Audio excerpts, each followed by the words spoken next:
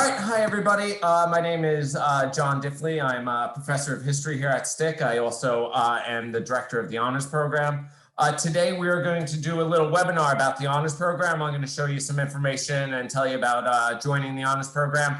And then we have three honors faculty joining us, Professor Sabato, Professor Perone, and Professor Carrero, who are teaching three of the honors courses this fall. Coming fall, and they're going to give you a preview and some information about their courses from there. Contact information is going to be in the slideshows that I show, and you can find us also at the honors program page on the STIC website. Before we, let me just jump into this. Oh, and let's see, is the participants. So we have one participant attending today. Amina Bergeron, who was just recently highlighted by STIC for her work with NASA, we put the honors link in there, and then I'm putting a YouTube video about Amina and her work with NASA, and this is connected to Star Trek First Contact Day. So if you guys want to take a look at that, this came out earlier in the week. All right, so let me get in and show you some of the slides I have here. All right, so yeah, I just want to talk about the honors program here. So this is actually the Commonwealth Honors Program at STIC. So this is actually a state program that's available at all the community colleges in Massachusetts and all the four-year state universities as well. So just an overview on this. Again, it's accredited by the DHE, Department of Higher Ed. It's recognized by all the four-year colleges, and once you here, and I'll show you the details, but you take three honors courses at STIC, including a seminar, you get on your transcripts this designation as Commonwealth Honors Scholar. Goes on all your transcripts, and that's going to have some benefits when we get to transfer time and all that. So some of the others, just the goals of this. The program is really meant to give students a challenging academic experience who want to pursue their own areas of study and research, right? So a lot of this is going to be student focused. We do have classes obviously run by the faculty, but they're geared towards really letting students explore their own interests. So this is a great way. Start building your portfolio, start building research that you can carry on when you go for your bachelor's and sometimes even beyond. It really is ideal for students who want to challenge themselves. Often you have smaller class sizes in the honors class, especially the seminars. And a seminar is it's meant to be more intimate, more discussion, more interaction between the faculty and the students themselves. So you're going to get students in these classes who are all sort of like-minded, right? They're there for the same reasons, want to take these deep dives into these topics there. And it really does allow you creative opportunities to explore these topics. Like, most often people think about honors projects as research projects, research papers, which you can certainly do. But there is lots of opportunity to be creative. You're not held to just having to do a research paper. I know students in Professor Perone's classes have done photography exhibitions. Diane's students have, Professor Sabato's students have created inventions, started their inventions. We have one student this semester doing a video. They're in digital media and creating a video, editing it, narration. So there's lots of opportunities for creativity here. So what are the benefits? One of the big benefits here is it does help you stand out when you transfer, right? You get that. Even just having an honors course on your transcripts really does help you stand out against other students. And, as we know, college admissions and others can be very competitive. But a big thing, if you earn this, the Commonwealth Honors designation, you are guaranteed admission to the honors colleges at the four-year universities in Massachusetts. Again, provided you've already been accepted there. So for example, if you're going to UMass Amherst and you've already been accepted there, you then automatically get into their honors college, which comes with its own benefits. It's got its own dorms and other things there, really nice dorms, actually, and other nice facilities. And specifically, all the state universities reserve the majority of their places in their honors colleges for community college students who have come from these honor programs. So it gives you a leg up on others. out there. Once we get back on campus, there's also an honors lounge, which opened right before the pandemic shut us all down. So, but we will be able to get back in there, but it's in building 17. It's got computers, got its own space for students to hang out, do their work study. We got a library in there, a small library, all that. So there's also opportunities to present at statewide and regional conferences, the Mass URC, regional Northeast Regional Honors Councils, and others. So it gives you a chance to network, to show your work, and get that practice going forward. And again, it gives you a chance to build your portfolio and resume as you complete this work going forward. And again, it helps you just stand out on applications. So how do you get into it? So it's really open to most students. For incoming students coming in for their first year, there's a 3.5 GPA from a high school, or a 3.0 if you come from an honors program. But these are flexible, right? You can get into our classes with instructor permission. One thing we were doing, because for our current students, the state sets these criteria. So you need a 3.2 overall after having taken at least 12 college level credits. We often let students in who are close to that so they can start, because that's just one semester, right? If you have a 3.1, you're probably going to get that 3.2. So why not be allowed to start taking these honor classes, explore them, and build your GPA that way. So, but that is, you have to end up with a 3.2 overall at graduation to have that designation. But you can certainly start before then. And, to do that, if you're close, just contact me or one of the faculty members. And I know they're often very flexible with letting students into their classes that way. So what are the options here to complete? Again, this 3 honors experience for the Commonwealth Honors Scholar. Again, 9 credits with a grade of B or better in any of the courses. Like I said, you have to have a 3.2 overall GPA at the end. And you have to take at least one seminar or colloquium. It used to be called, all honestly, it used to be called the colloquium, but I have trouble saying that word, so I switched it to seminar. But they're the same thing. You can find these when you're looking for courses on WebAdvisor under HNR designation honors. So they're HNR 206 or something like that. That will be those courses. And then any of the other honors experiences. We have honors sections. Professor Carrera is going to talk about his Sociology 101 honors course. We have English honors 101, 102. And then what we also have are add-on. Well, these are the honors sections like I talked about. These are the courses we have on the books: English 101, 102, Sociology, Early U.S. History, and Statistics. For this fall, we're going to be running the first 3, English 101, 102, Sociology. In the spring, we should be running the other ones too as well, 110 and Statistics will be the goal. And then you have an option to do add-ons. What this allows, it's a contract add-ons, it's often called. It allows students to pursue contact and subject matter in traditional courses, that non-already designated courses, in greater depth. So this allows you to fit it into your different programs, right? So say one of these courses isn't needed, sociology, history. You could do it in, we often have students do it in biology, right? In a lot of the chemistry courses, science classes, they can do this as well. You work it into your own area of interest, tailor it to your goals and objectives, not only here at STIC, but beyond. The way it works is you and the professor for the course come up with a project. I assist in that as well. And you just, the contract is really just laying out what your project will be. It helps you organize really your work. One of the nice things too is you can attempt these add-ons. The word contract seems to say, you're held to this, but you could try the honors add-on project. And if something happens, and you don't complete it, you still get your full grade and credit for the course. So this allows you to, start working on it, but still earn the credit for that class there. What it usually creates, again, like I said, a research paper, a project, portfolio, creative work, and then usually a presentation in class.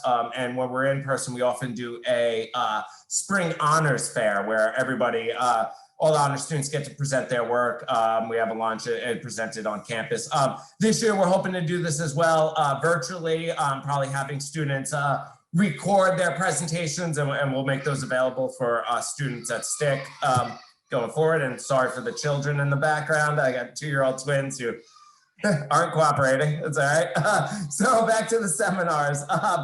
The H&R courses on the schedule there.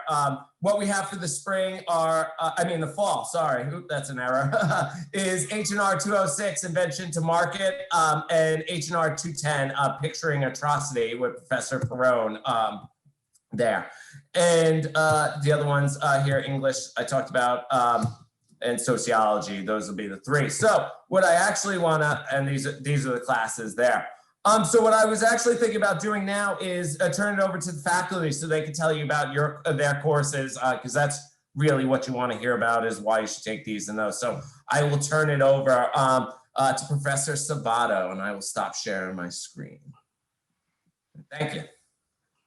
Thanks very much, John. Hi, everybody. I'm Diane Sabato, and I have had the great pleasure of teaching in the honors program for a number of years. And I'm going to share a quick presentation with you all, which will go exactly according to plan. There we go. Excellent. So I get to teach the Invention class, which used to be called Concept to Commercialization, but it's really about having a great idea for an invention or an innovation, figuring out how to create that, and then actually bring it to market. Most everybody, when they're kids, are constantly coming up with ideas of innovations, inventions, how to change things, how to make them better. And this is what this class is all about, sort of tapping back into that innovative spirit that we all have.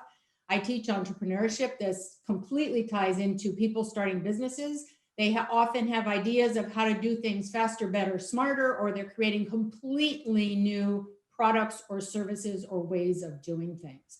But no matter what, whether they're big or they're small, inventions change lives. And this course will walk you through the process. So it's a 3-credit humanities elective. Students work in teams to invent or innovate something. They iterate it, they create prototypes, they work their way through proving their market, and then they figure out how to write a plan to then actually go to market. So the possibilities are endless. We're only limited by the time that we have in the semester and maybe the hours in every single day. The picture here, I tried to include students in teams and the inventions that they had. This one was particularly interesting. It was an insert for individuals in wheelchairs. And one of the students on the team was a nursing student and worked with an individual in a wheelchair. And she said, it's so awful that people in wheelchairs only get to update their chairs every 4 or 5 years when insurance will pay for it.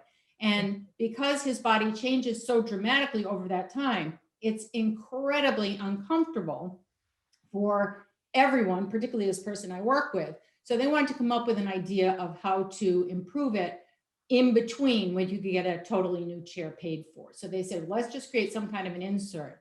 What was interesting about this team was they did a lot of market research, and they went out and surveyed hundreds of people to find out what their biggest needs were.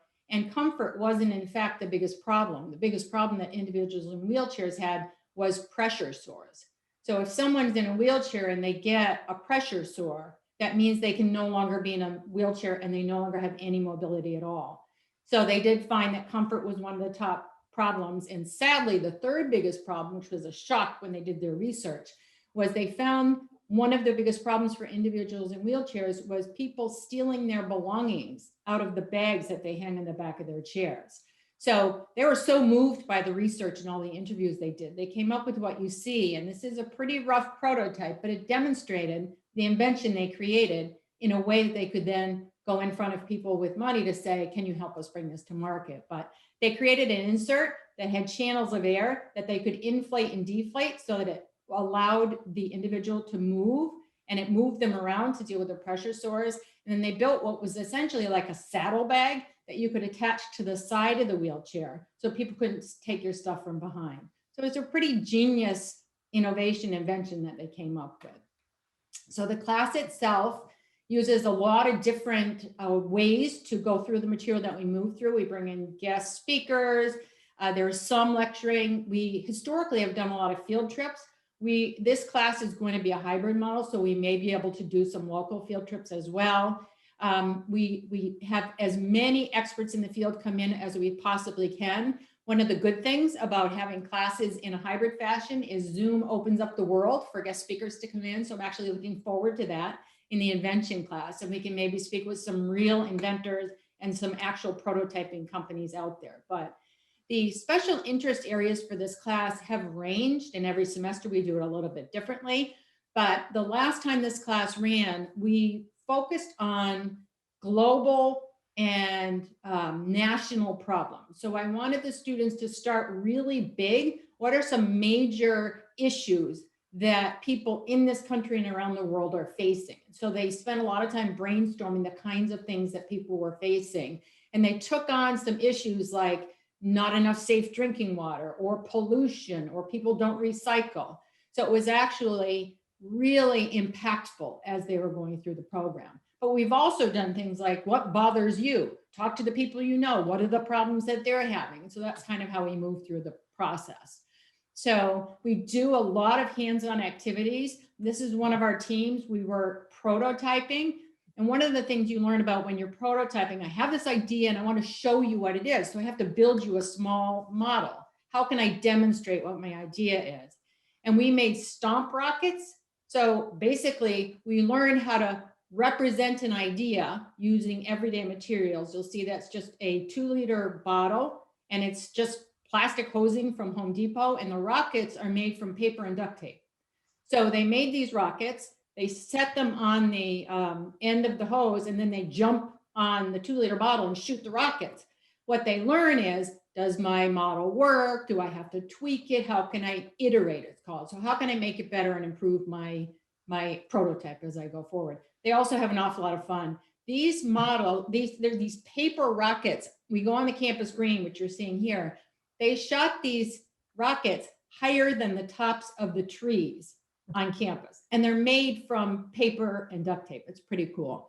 We make little robotic jitterbugs out of 1-amp motors and CDs and paper clips. So we get a lot of chance to do some hands-on prototyping, which I think is a lot of the fun in the class, right? So this coming semester, we'll have an hour in person on Wednesdays from 9:30 to 10:30, and the rest of the class will take place online. So again, as Professor Diffley said, it's an honors program course, but it is open to all students with permission of the instructor. And I always encourage students to try out an honors class, because you can kind of do a little bit of a tasting menu to see what the classes are like, what the rigor is, what's expected of you. And I think what you'll find is that they're incredibly interesting and focused classes with great classmates and a lot of fun activities and things to do. So because it's an invention class, I like to brag about what the students have created. In the upper left, it shows you, this was the very first class we ever taught. And the students on this team, they wanted to have their beverages in their car stay hot or stay cold. But they also knew that the person in the car with them might have a cold beverage and you'd have a hot one. So they wanted a cup holder to be independently switchable, hot or cold. I thought, well, that's pretty interesting. So these are all of the iterations of their prototypes. They started with some fiberglass, then they went to junkyards and ripped out consoles of conversion vans. And it was really interesting. I learned the term Peltier Junction module, which is an actual electronic module that allows the cup holder to be hot or cold. So they created this, and that's what they presented at the end of the presentation. They presented it at one of the regional honors conferences and got a huge amount of interest in it, but sadly didn't pursue it. And within 2 or 3 years, it was offered as a feature on Chrysler's. So I kept saying, you got to move forward, you got to move forward, but that's kind of fun. This is a result of a student whose mom did a lot of night walking and jogging. And he said, all I do is worry about her out at night on dark roads. So they try to create a way to add headlamps to any pair of shoes that you have. And they also ultimately put a rear brake light on it as well. Another team took this in another step further, and they wanted to do a proximity monitor. So when people are texting and driving down the road and not paying attention to you as a walker or jogger, then it would give you a warning. So they took a personal need and then they created an invention. This hammer with multiple heads, there was a student in class who said people that work in the trades have to have so many different tools. And when you're up on a ladder and you've got one kind of hammer and you realize you need another, wouldn't it be nice if you could just swap out the head? So a student, believe it or not, actually hand carved all of those heads. It's not usual, but this one is a pair of glasses. For people that wear glasses, you often lose the little screw in the corner. And then do you have a repair kit? Well, no, you usually don't. So they wanted to create a repair kit built into the glasses frame. So that's what this is. They used one of the rapid prototypers that we have on campus in our engineering programs to do a rapid prototype. And depending on the semester, we've been able to go and do 3D printing of whatever the invention was, which is pretty cool. And then this looks like Q-tips, which it actually is. It was called the Sandy Q. It is fine sandpaper on a Q-tip for people that do woodworking. So say you're a person who makes guitars and you carve out these amazing designs in them. Well, you have to sand them out and router tools won't do it. It's a very simple, genius invention, right? So they got an amazing amount of interest in this invention. So that's just some of the things that we've done in class. The process, like I said, includes some CAD drawing, lots of prototyping. Everybody has to be able to display whatever their idea is in a way that someone would be willing to invest in it because they're writing a plan to bring it to market. We do have students who have created apps. I had a quiet team one semester. They didn't talk a lot. They sort of, hovered in their corner as a team and worked through their project. And when it came time to present, they actually had created a working app on a phone that they passed around. It was very cool. So that's the invention class. I think it's an awful lot of fun. I look forward to coming to class every single week, and it's a blast. So I hope that you'll consider taking the class, tell all your friends, invite people to come, and enjoy idea to market.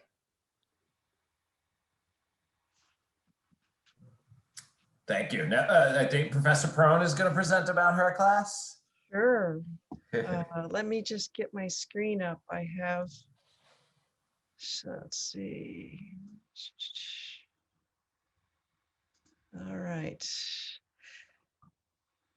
So my name is Sandra Perone. I'm an assistant professor of art, special cultural programming, and gallery coordinator of the Amy H. Carberry Fine Arts Gallery. I came into the honors program in 2013, worked a lot with Professor Sabato, and in some of those field trips, which I so miss, but we will get back there to New York and other destinations. I also teach photography on campus, darkroom photography, as well as philosophy. And one of the things that is coming up for the fall is this course, Picturing Atrocity, Images of War and Its Aftermath. And so I just wanted to present a series of images that sort of give a sort of overview, because I think sometimes the title alone can be like a little intimidating. Picturing Atrocity, what is that about? Doesn't sound very appealing at all. Who wants to look at, blood and guts? It's not that kind of course. Many of the pictures that we're looking at are not that. And so I just wanted to show one of the images that in some cases is probably for the Civil War, US Civil War, most common, which we have images of before battles and after battles. So this is a Matthew Brady from 1862. And then there's this, the after the battle. This is from Gettysburg, 1861. In this course, we're really looking at two things. We're looking at conflicts, and we're looking at images of conflicts and the images around those conflicts. So really anything since 1839 to present. And so this class really looks different each time it's run. This isn't a course that's run every semester, and I'm always tweaking it. And sadly, we live in a time, in a world without war, or I'm sorry, with war and with photography. That's just the case. So it's always evolving in terms of the material that we're able to access. But we look at Individual photographers, in this case, Don McCullen, who I would consider a contemporary photographer, a conflict photographer, although he is in his 80s now. But also as a reminder that not all of his images, which can definitely tend to be much more close to the conflict, are not necessarily so. You know, this is very much location-based work. So there's a wide range of images. Then we also have images like this, which I think really represent how images of war can give a particular cause or a particular conflict a human face. And so with Dust Lady, we're very accustomed to thinking of 9/11 and the images of the towers, but this is actually just one individual represented, you know, right after the collapse of the towers, a very famous image. You know, we also have images not just in you know, utilizing technology like wet collodion plates from the 1860s, but we'll get into black and white photography, digital photography, virtual reality. Cell phones now are quite commonly used by conflict photographers in conflicts today. So we're going to be looking at a wide range of techniques and technology. Also, how these images then play in popular culture. This is a great example, most recently, of the cover of Vanity Fair, the first Black photographer who had been commissioned to do the cover with the actress Viola Davis. And, you know, and as she says, my entire life has been a protest. Well, they both, as a creative unit, were referencing photographs from earlier. And so what you see on the left is from the 1860s, and on the right is 2020. So, you know, we're always, you know, in conversation and in discussions in this course, you know, looking at that arc of history and imagery.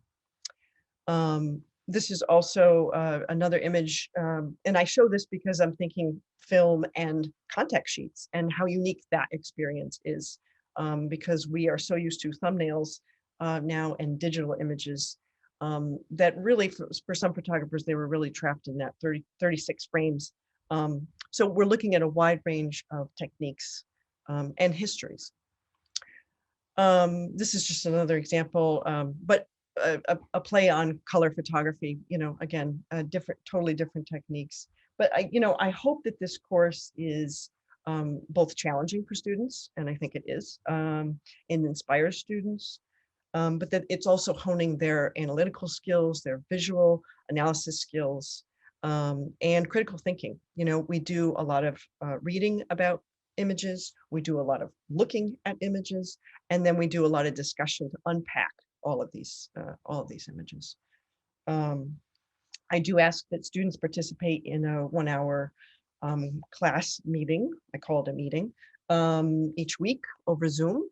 And the great thing about this course is, as has already been mentioned, they're generally very small. So, you know, last semester we only had 8 students. We took a poll. We could all meet on a Wednesday evening for an hour. And it was really very helpful for everyone to do that, you know, that we're not doing this in isolation, that we can do this as a group. Just going through some more examples.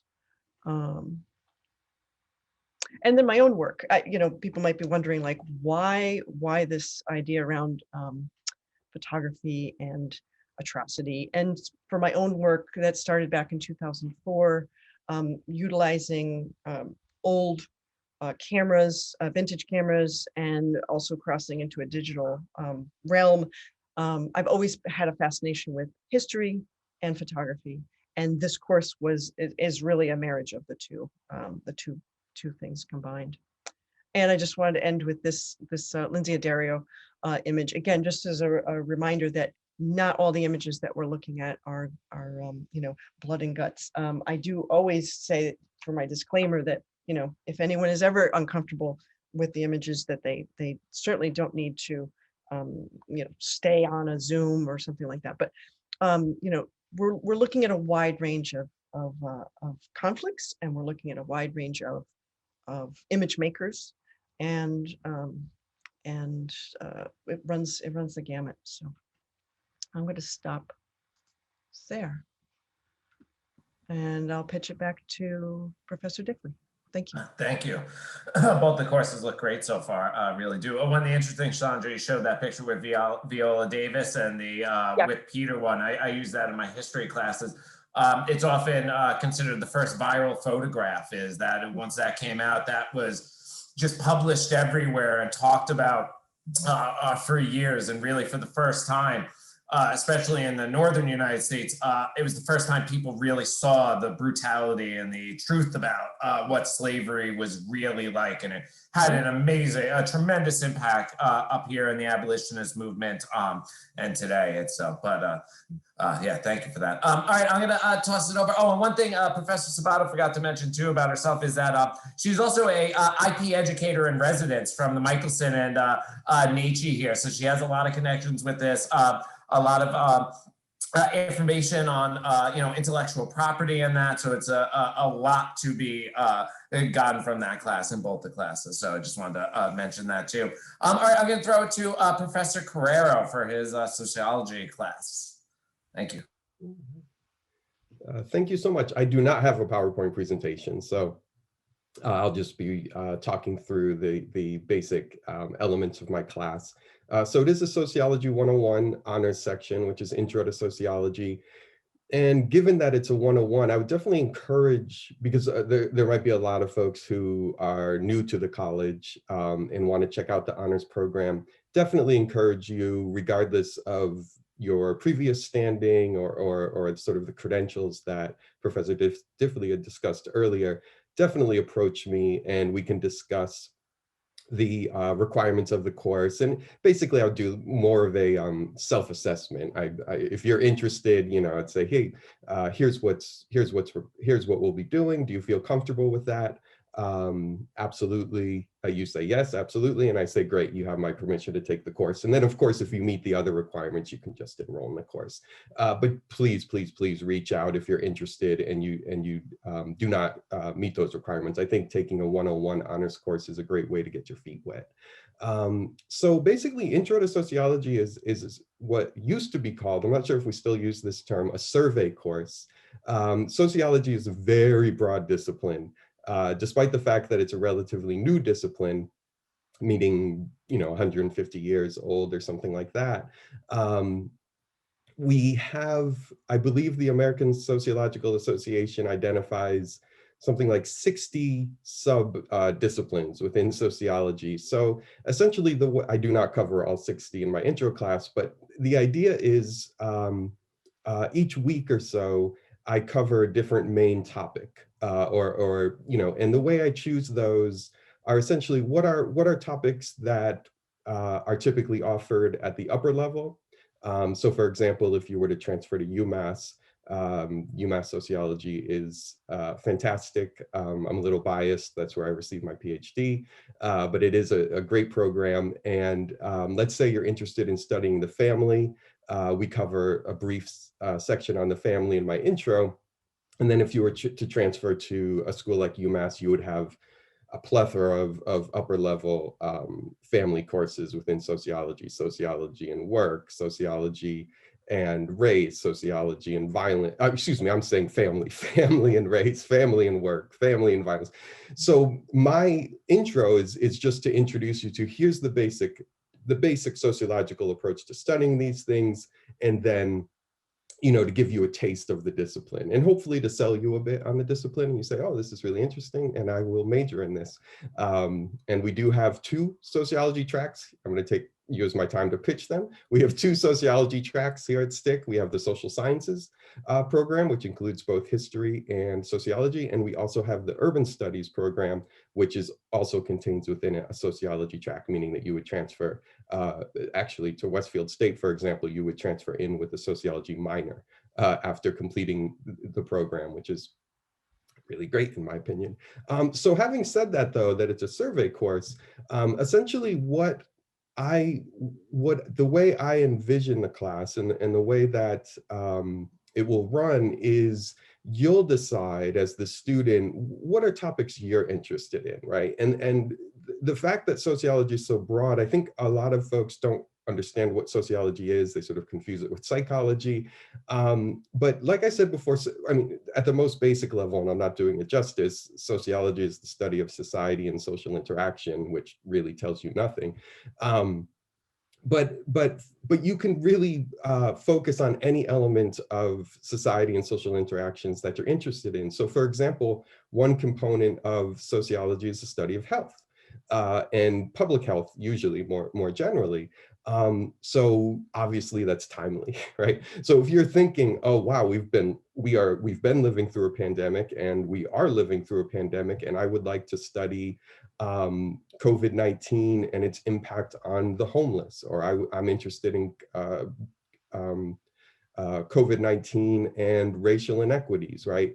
We'll be covering those. And even if we're just covering public health, you know, and we touch upon those subjects a little bit, if that sparks your interest, that may be what you want to focus your semester on. And I say that because as we get to maybe the midpoint of the semester, everybody will have a sense of the individual projects or group projects, the specific projects they're interested in working on. And then I'll help you and guide you into sort of constructing a project. I apologize, my dog is sneezing, I think, behind me. I'll help you sort of construct the research project, and then also sort of determine the best methods for the project. And that kind of leads me to another point, is in an intro to social class, and I think this would be typical in a lot of intro courses, there would not be a great reliance on primary sources. But in this class, there would be a greater emphasis on primary sources. And let me give you one example. I'm a social historian, really. I'm a sociologist by training, but my research is basically done in the archives, in musty libraries, you know, using old books, you know, that nobody has looked at in 120 years or something like that. But so, for example, if you know, obviously another timely issue is we have a significant amount of movements for racial justice, you know, a lot of anti-racism movements, you know, that are obviously in the forefront of society right now. And at UMass, they have the largest collection, the official collection of the W.E.B. Du Bois archives, which is immense. And I can tell you, when I used those for my dissertation, and I'm old enough that when I was finishing my dissertation, the archives were paper. And they were literally just in boxes, and the Du Bois Center is fantastic at organizing, but there's only so much you can do with 100,000 documents or something like that. So I would just sit there for hours and hours pouring, wow, pouring through those documents. Now, like most archival centers, everything's digitized. So if I was 10 years younger, my life would have been a lot easier. But so this is just one example. But we can utilize these archives. You know, W.E.B. Du Bois, for those of you who don't know, is a founding father of sociology. He's an early American sociologist, also a co-founder of the National Association for the Advancement of Colored People, just really a giant in all measures. And so we have these at our fingertips, you know, so perhaps somebody's interested in, you know, studying, you know, the sort of the history of race relations in the United States, or even if you're looking at the Black Lives Matter movement currently, the Du Bois archives are going to offer you a considerable amount of resources. And like I said, that's just one example. You know, most archives are digitized at this point, so we have those at our fingertips. And I think that's something I try and do in my classes in general, is you know, like I said, in my intro class, we're not so much going to use archival data, and we're not going to rely so much on primary sources. I'll just sort of give the students a taste of those. Whereas in the honors course, you're really going to get down and dirty. You're going to be engaged in this process. And I think that, you know, as Professor Sabato has spoken, as Professor Perron has spoken, I think you see a trend in these honor courses, which is getting getting your hands dirty, which is the, really the best learning experience. But it's hard to do sometimes with 32 students, but with 10, 12, 15 students, it's a lot more engaging.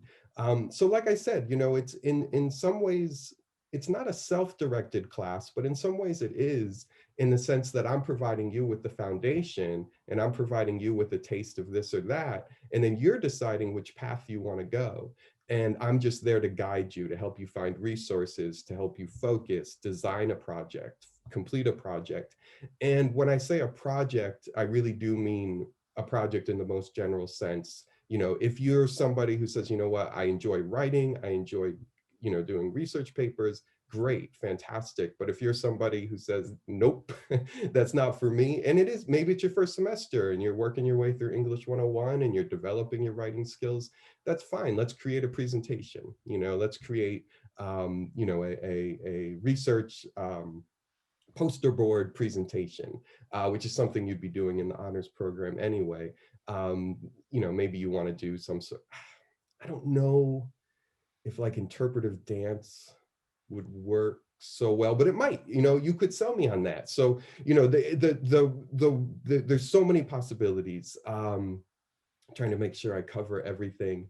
But really, let me say, to sort of wrap this up, is my typical intro to social work class is to introduce students to the field. Here's what sociology is, here are the sorts of things we're covering, and then sort of in a way and then also to say to folks, hey, if you're going to go on in sociology, it's not as though you go on as a sociologist. You say, well, I'm interested in race, I'm interested in health, I'm interested in the family and health, right? You have a focus.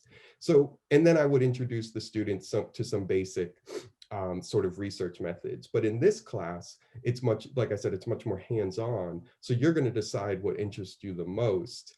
And then you're actually going to dive into those resources that I would sort of just share with the typical intro class. I think I find that really, really exciting.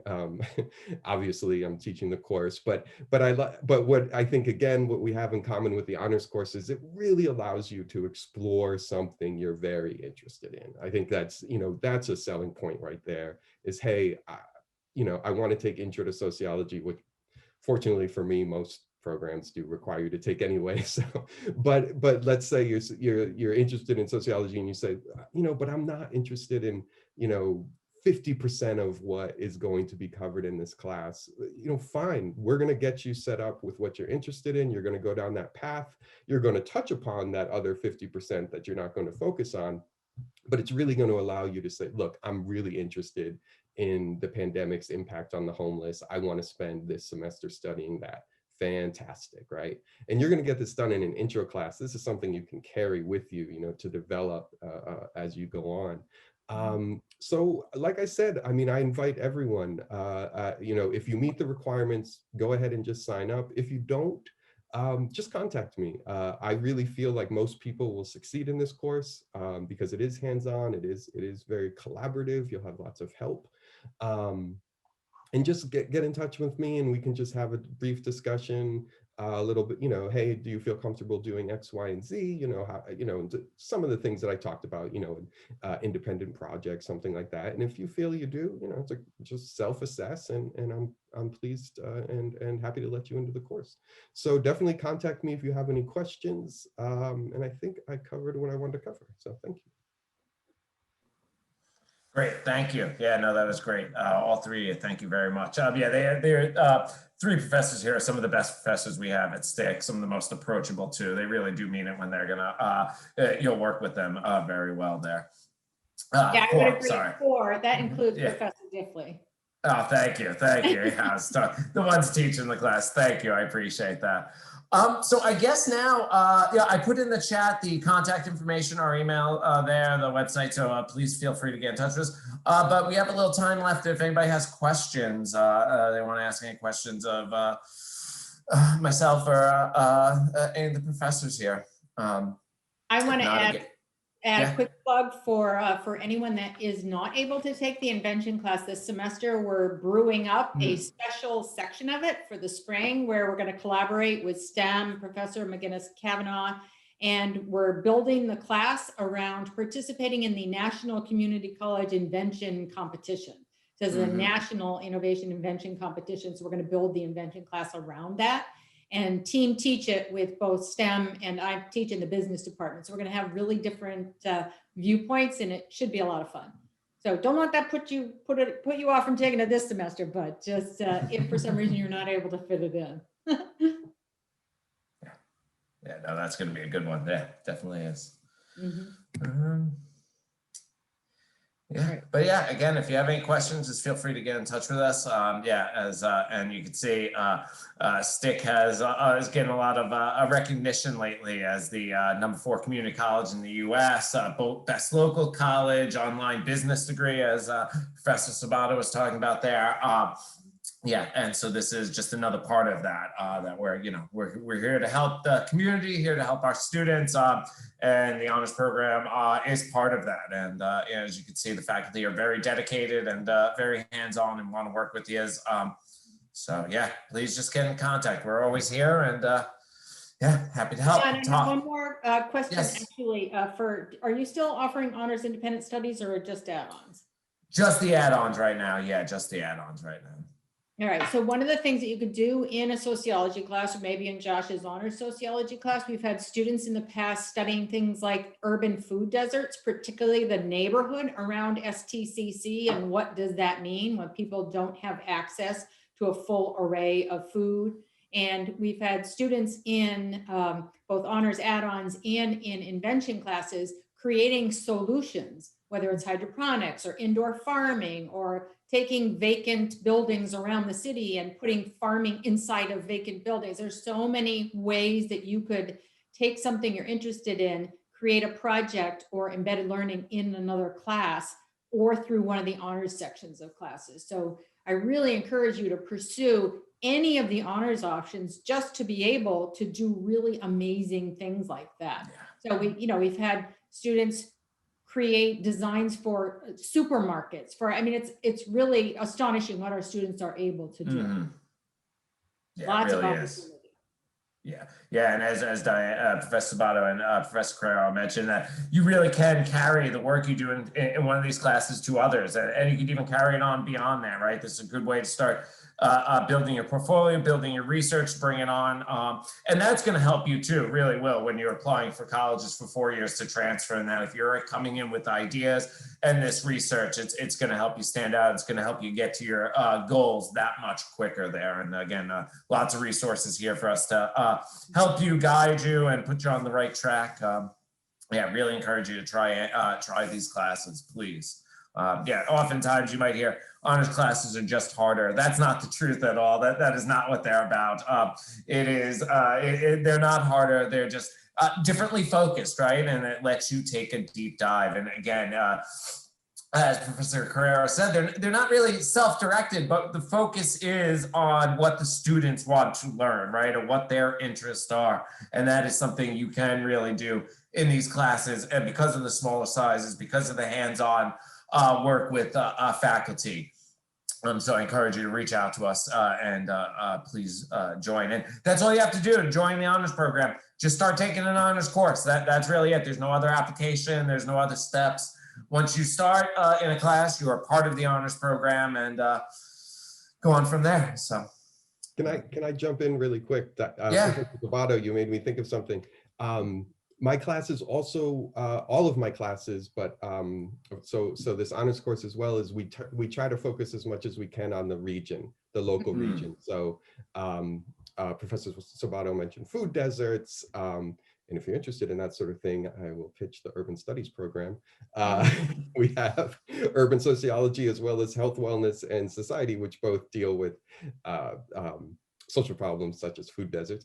But more and more I've been attempting and fortunately succeeding in making connections with local community organizations in the Springfield area. So definitely, I just want to pitch that is strongly encouraged in the Social 101 class. If you are interested in a local issue, it's a great place it's a great opportunity to study that local issue and to potentially get involved with community organizations and potentially, lead. Well, I don't want to say that, but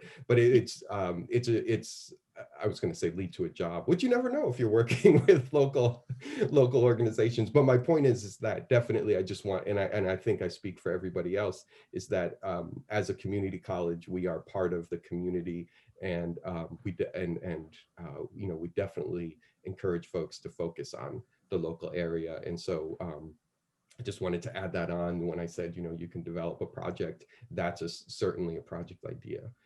But thank you. Thank you. All right. Well, I guess if there's nothing else, I just want to thank everybody for attending, for watching. Again, our contact information. Let me just put it up on the screen again real quick. Well, I got to share my screen first. Yeah, here's our contact information. Sorry. And yeah, I put it in the chat. So if you have any questions, feel free to email us, reach out, and we'll get back to you as soon as possible. All right. Well, thank you all. And yeah, have a good rest of your semester. I look forward to seeing you in the fall.